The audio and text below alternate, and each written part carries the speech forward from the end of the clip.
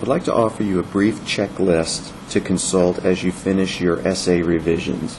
You need to understand what distinguishes an unsuccessful essay from a successful one. So this is the rubric that I have in front of me when I'm grading your essays. I'm not so much looking for mistakes in your essays as I'm looking for positive qualities that I can reward you for. And so this checklist kind of keeps me on track. So it could also keep you on track as you're finishing up your essay. I really just want to be able to check off as much as I possibly can that's either good or excellent in your essay, or at least at the bare minimum adequate. You can see the column on the left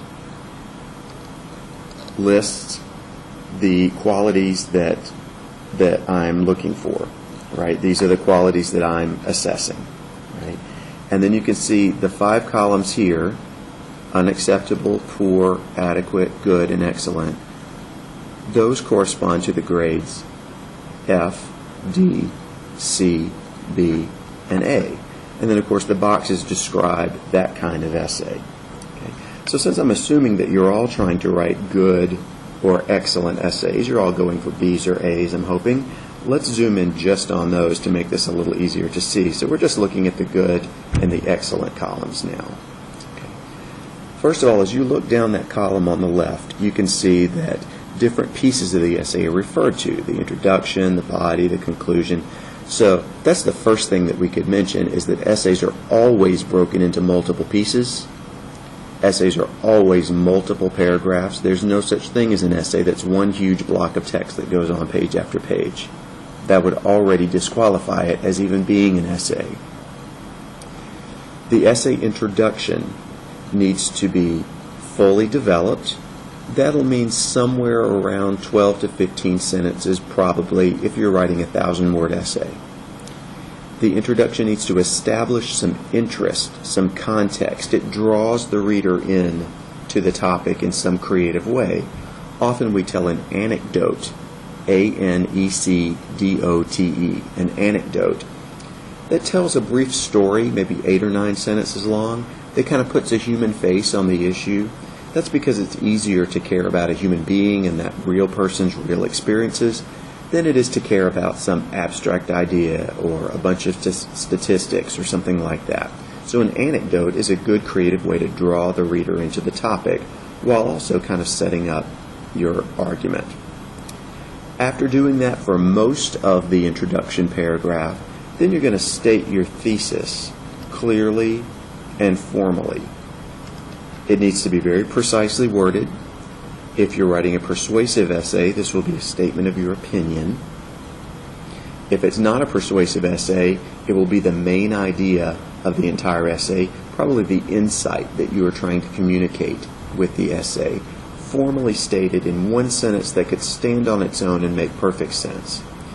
When we say that it's correctly placed, that means it's towards the bottom of the first paragraph. It's not sentence number 1.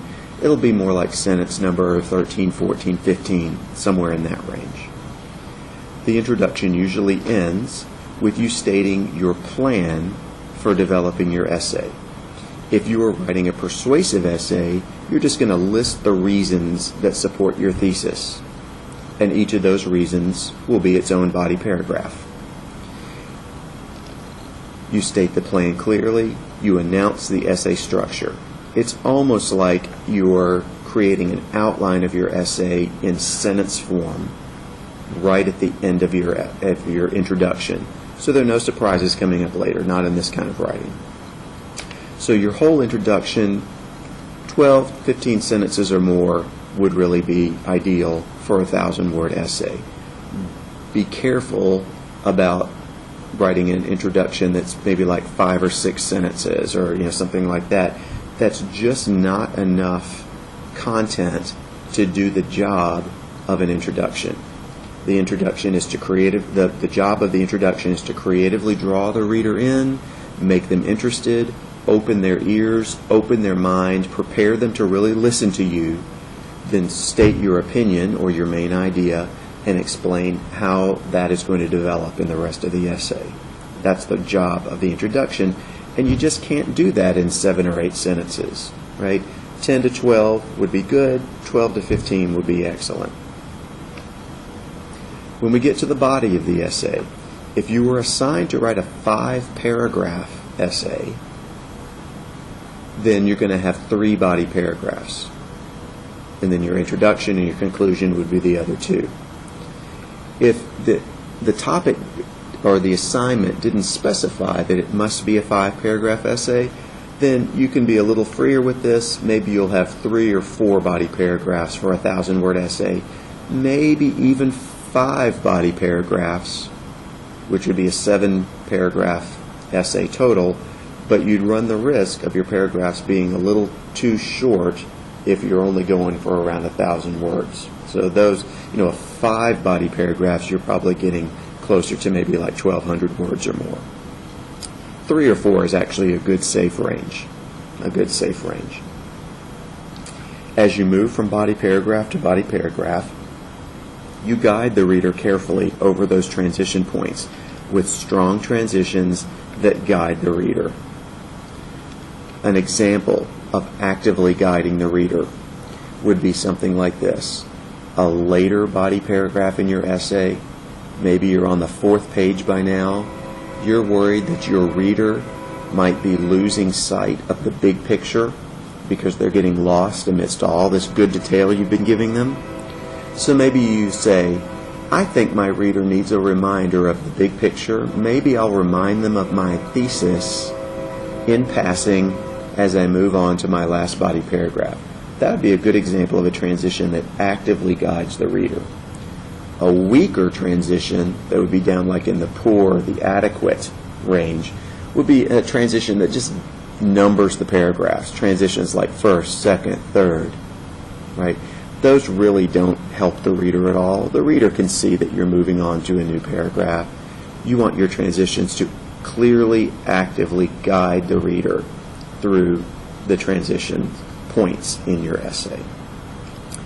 When we say that body paragraphs should be unified, that's related to their topic sentences also. A topic sentence clearly and formally states the main idea of that paragraph. That main idea statement is a topic sentence. It's usually the first sentence.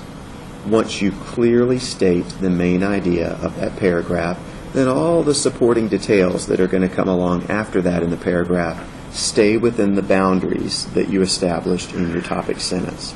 So the paragraph has a kind of oneness of idea. It doesn't wander, even in a subtle way. It doesn't drift off into a different idea. Even if it's closely related, it's not drifting off onto a different idea. So your paragraphs are perfectly unified. That's something you can revise for and check for when you're revising. Your paragraphs are coherent. They're organized. The details are arranged carefully. What would be down in the poor category would be paragraphs that sound like just a list of sentences. Or the sentences could come in just any old order and it doesn't really matter. Coherent paragraphs, right, have a clear, persuasive structure that guides the reader through with those internal transitions. There's a kind of progression. There's a kind of development. The paragraph feels like a thought developing in someone's mind, not just a list of sentences. It doesn't just sound like it's off the top of somebody's head. It sounds like it was clearly thought out and planned first. And of course you're doing that planning when you're outlining.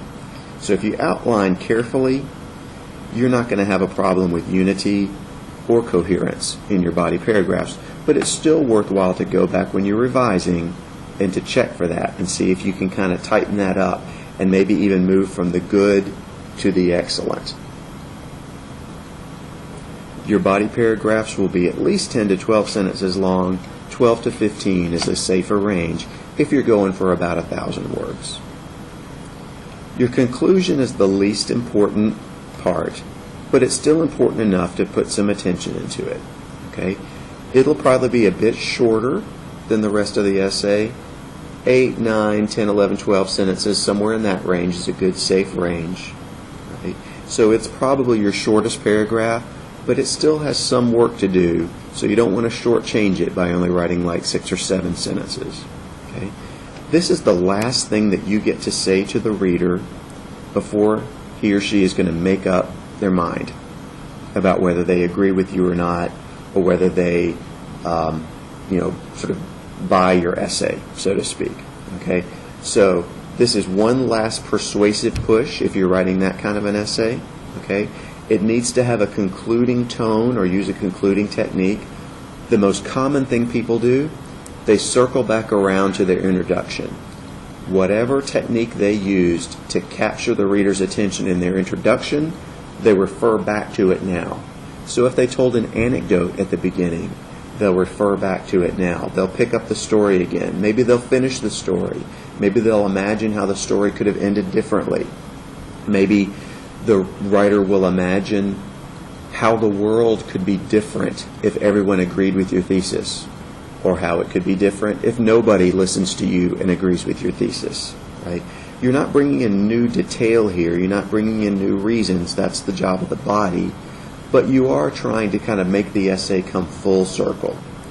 What you don't want to do in your conclusion is just mechanically repeat all of your points. That's wasting a golden opportunity. This is the last thing you get to say to the reader before they make up their mind. Why would you waste that by just boring them to death, by just repeating everything?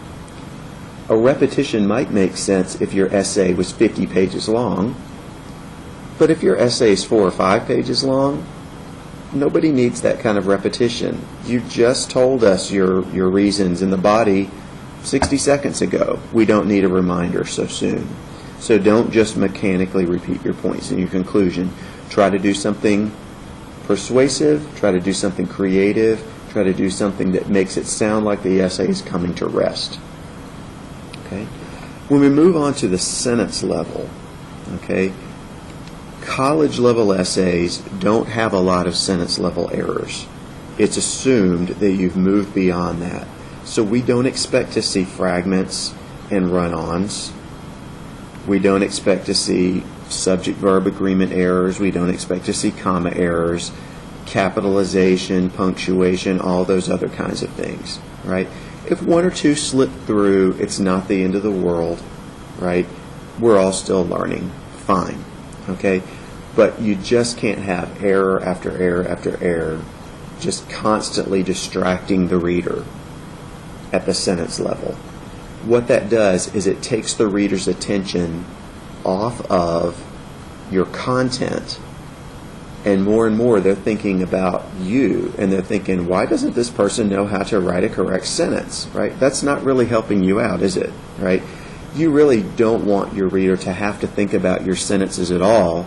All of their attention is on your content, on your idea. They're following along with your thought process, and the sentences kind of take care of themselves. Okay, so that's what you're going for at the college level. That just requires some time and attention at the editing level, and let Criterion help you. When all is said and done, the tone of your sentences should be formal. In other words, not chit-chatty, not casual, right?